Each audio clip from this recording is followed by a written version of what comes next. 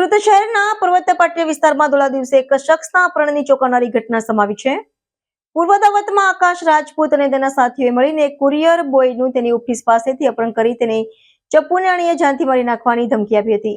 સુરત શહેરના પર્વત પાટિયા વિસ્તારમાં ધોળા દિવસે એક શખ્સના અપહરણની ચોંકાવનારી ઘટના સામે આવી છે. પૂર્વ અદાવતમાં આકાશ રાજપૂત અને તેના સાથીઓએ મળીને એક કુરિયર બોયનું તેની ઓફિસ પાસેથી અપહરણ કરી તેને ચપ્પુની અણીએ જાનથી મારી નાખવાની ધમકી આપી હતી.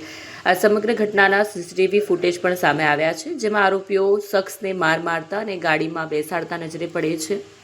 ફરિયાદી પ્રદીપસિંહ રાજેશ્વરસિંહ રાજપૂત, જેઓ ડિંડોલી વિસ્તારમાં રહે છે અને કુરિયર બોય તરીકે નોકરી કરે છે, તેમણે પૂણા પોલીસ સ્ટેશનમાં ફરિયાદ નોંધાવી છે. આ ઘટના 16 જાન્યુઆરી 2026ના રોજ બપોરે આશરે 1:30 વાગ્યે પર્વત પાટિયા 4 રસ્તા પાસે ડીજી પોઈન્ટ એપાર્ટમેન્ટની સામે બની હતી.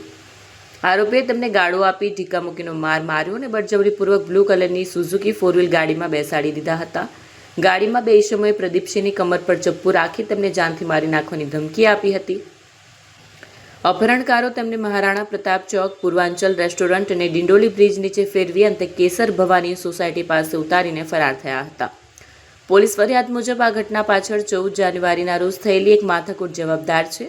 પૂર્વાંચલ રેસ્ટોરન્ટમાં બેસવા જેવી નજીવી બાબતે પ્રદીપસિંહ અને આરોપી આકાશના પિતરાઈ ભાઈ અભિષેક રાજપૂત વચ્ચે બોલાચાલી થઈ હતી, જેમાં પ્રદીપસિંહે અભિષેકને માર માર્યો હતો.